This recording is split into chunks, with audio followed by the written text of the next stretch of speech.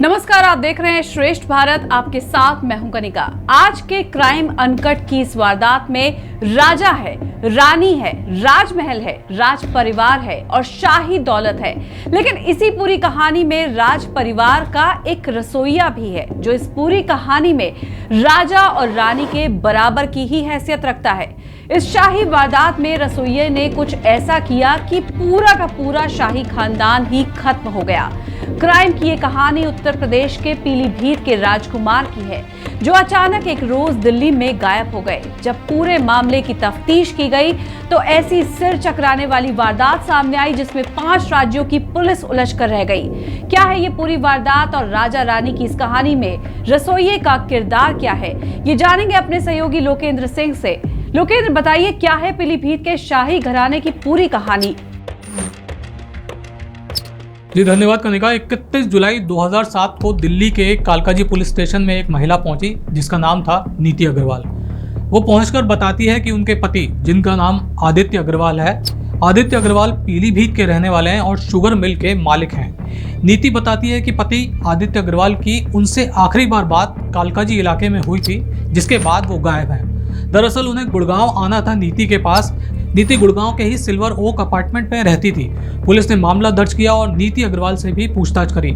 नीति अग्रवाल ने बताया कि वो पीलीभीत के शाही परिवार से ताल्लुक रखती है। वो इस शाही परिवार की बहू है और उनके पति आदित्य अग्रवाल इस शाही परिवार के बेटे हैं। मामला बेहद हाई प्रोफाइल था। एक शुगर मिल के मालिक की गुमशुदगी की वारदात थी। पुलिस ने मामले की संजीदगी से जांच करना शुरू की। उस वक्त कालकाजी थाना दक्षिण दिल्ली की जिला पुलिस के तहत आता था और दक्षिण दिल्ली की पुलिस को पूरी दिल्ली में सबसे तेज तर्रार समझा जाता था। नीति ने पूछताछ में बताया कि पहले उनकी एक बार आदित्य से 28 जुलाई को बात हुई थी और उसके बाद आखिरी बार 29 जुलाई को उनकी बात आदित्य से हुई थी। नीति ने यह भी बताया कि 28 जुलाई को उन्होंने आदित्य को फोन कर बताया था कि वो गुड़गांव आए और यह भी बताया कि वो अपने पति से उत्तराखंड के रुद्रपुर शिफ्ट होने की बात करना चाहती थी। नीति ने यह भी बताया कि आखिरी बार आदित्य का फोन कालकाजी इलाके से आया था, जिसमें उन्होंने बताया था कि वो अभी कालकाजी इलाके में है और वो जल्द ही सिल्वर ओक अपार्टमेंट पहुंच जाएंगे। पुलिस ने आदित्य और नीति की कॉल डिटेल रिकॉर्ड निकाली, जिसमें ये आया कि पत्नी नीति से बात करने के बाद आदित्य का मोबाइल स्विच ऑफ हो गया था। यानी कि नीति ने जो पुलिस को बताया वो सही था। सीडीआर में और भी कई नंबर थे, इनमें से एक नंबर ट्रैवल एजेंसी का था। पुलिस ने टैक्सी वाले से भी पूछताछ की और उससे पूछा कि उसके यहाँ से 31 जुलाई से पहले कोई टैक्सी ली गई थी या नहीं। उसने ये बताया कि उसके यहाँ से टैक्सी ली गई थी और टैक्सी लेने वाली महिला का नाम था नीति अग्रवाल और ये गुड़गांव के सिल्वर ओक अपार्टमेंट में गई थी। ये भी पता किया गया कि टैक्सी कितनी चली, तो पता चला कि टैक्सी ने कुल 900 किलोमीटर का सफर तय किया। तो लोकेंद्र, आप बताइए कि ये टैक्सी से 900 किलोमीटर सफर करने का राज क्या है। पता चला ये टैक्सी गुड़गांव से हरियाणा राजस्थान बॉर्डर पर बने एक कस्बे बहरोड़ गई, बहरोड़ से गुड़गांव लौटी और फिर गुड़गांव से बरेली गई और फिर बरेली से वापस गुड़गांव आई। दरअसल कनिका, नीति अग्रवाल को नहीं मालूम था कि पुलिस ने टैक्सी ड्राइवर से पूछताछ कर ली है। जब उससे पूछा गया कि उन्होंने इतना लंबा सफर तय क्यों किया तो नीति ने इस बात से इनकार किया, तो पुलिस ने टैक्सी बुकिंग का रिकॉर्ड नीति के सामने रख दिया।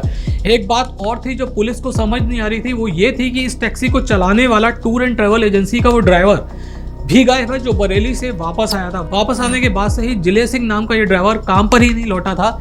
नीति के पास ना तो अपने सफर और ना ही ड्राइवर को लेकर कोई जवाब था जिस पर पुलिस यकीन कर सके। लिहाजा नीति के साथ सख्ती की गई तो एक हैरान कर देने वाली कहानी सामने आई। नीति ने बताया आदित्य अग्रवाल पीलीभीत शाही खानदान के इकलौते वारिस थे और उसकी शादी आदित्य अग्रवाल से साल 1991 में हुई थी। परिवार अरबपति था, मान सम्मान था, पैसा था, शोहरत थी, दौलत थी, कोई भी ऐसी चीज नहीं थी जिसकी कमी परिवार के पास हो। शादी के बाद नीति और आदित्य के 2 बच्चे भी हुए, एक बेटा और एक बेटी। दोनों बच्चों को देहरादून के एक नामी बोर्डिंग स्कूल में डाल दिया गया। आदित्य अग्रवाल अपने बिजनेस में बिजी रहते थे और नीति को उनकी कमी महसूस होती थी। पति पत्नी के बीच फासला बढ़ता जा रहा था। इसी बीच साल 1998 में इस परिवार में एक नौकर की एंट्री हुई। नौकर का नाम था नंदलाल। नंदलाल खाना बनाने का काम करता था। आदित्य अग्रवाल का परिवार बहुत बड़ा नहीं था लेकिन प्रॉपर्टी बहुत ज्यादा थी। आदित्य काम से बाहर रहते थे और इस बीच नीति और नंदलाल के बीच नजदीकियां बढ़ने लगी और दोनों के बीच जिस्मानी संबंध बन गए। 3-4 साल तक दोनों के बीच संबंध रहे और फिर जब इन संबंधों का पता आदित्य अग्रवाल को लगा तो उन्होंने नंदलाल को नौकरी से निकाल दिया। नंदलाल वहां से दिल्ली चला गया, लेकिन नीति और नंदलाल के बीच संबंध बने रहे और दोनों पति पत्नी के बीच संबंध खराब होने लगे। बात तलाक तक पहुंच गई और जनवरी 2007 में नीति और आदित्य ने पीलीभीत की एक अदालत में तलाक के लिए अर्जी डाल दी। इस बीच आदित्य अग्रवाल ने एक वसीयत बनाई जिसमें नीति अग्रवाल का नाम नहीं था, लेकिन इससे पहले नीति ने तलाक की अर्जी में ये बात लिखी थी कि उसे आदित्य की प्रॉपर्टी में से हिस्सा नहीं चाहिए। ये उस साजिश का हिस्सा था जो उन्होंने आदित्य के कत्ल के लिए बनाई थी। नीति अग्रवाल तलाक में लिखी बात का सहारा इस तरह से ले सकती थी कि उसने आदित्य की दौलत में से हिस्सा लेने के लिए पहले से ही मना कर दिया था, तो आदित्य की मौत से उसे क्या फायदा होने वाला है। 2006 में नीति अग्रवाल गुड़गांव शिफ्ट हो गई थी और नंदलाल अक्सर नीति अग्रवाल के पास आता जाता था। तलाक का केस चलने के बावजूद आदित्य गुड़गांव पत्नी नीति से मिलने के लिए आया जाया करते थे।